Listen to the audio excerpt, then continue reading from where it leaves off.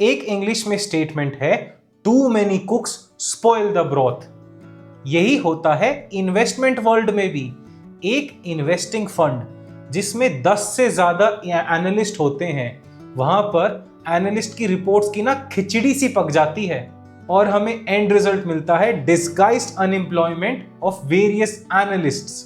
एक फंड के अंदर 10 से ज्यादा analyst is the most absurd thing ever.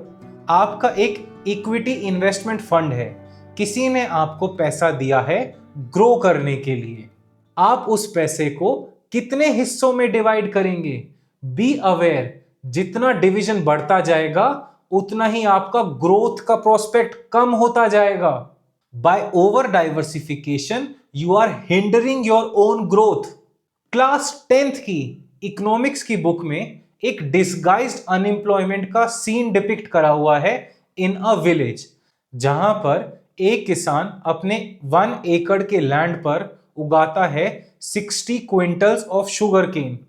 अब उसका बेटा जब किसान को खेती में ज्वाइन करने आता है, तब वो देखते हैं अब 2 जनों की प्रोडक्टिविटी भी उतनी है जितनी एक जने की थी। इसको इकोनॉमिस्ट बताते हैं, this is called disguised unemployment.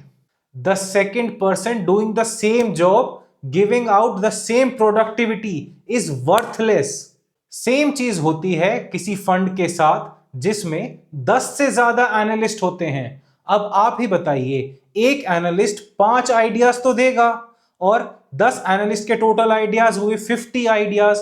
अब एक फंड 50 डिफरेंट आइडियाज में 50 डिफरेंट डायरेक्शन में ओवर डाइवर्सिफाइड होगा।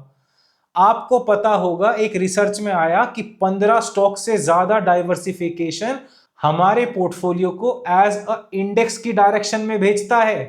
अब हमें इंडेक्स ही करना है, तब हम एनालिस्ट के ऊपर पैसा क्यों खर्च करें? वो भी तो हमें 50 कंपनियां ही चुन के दे रहे हैं, एक वाइड इंडेक्स ही बना रहे हैं।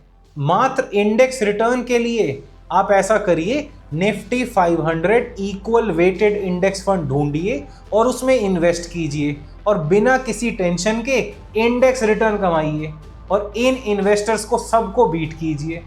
चेक आउट दिस वीडियो अगर आपको जानना है कि ये ट्रेडर्स आपके दिए हुए पैसे से गेनफुली एम्प्लॉयड रहते हैं। अंत में आपको क्या मिलता है? An index based return at a higher cost. हम क्यों हाई कॉस्ट पे करें?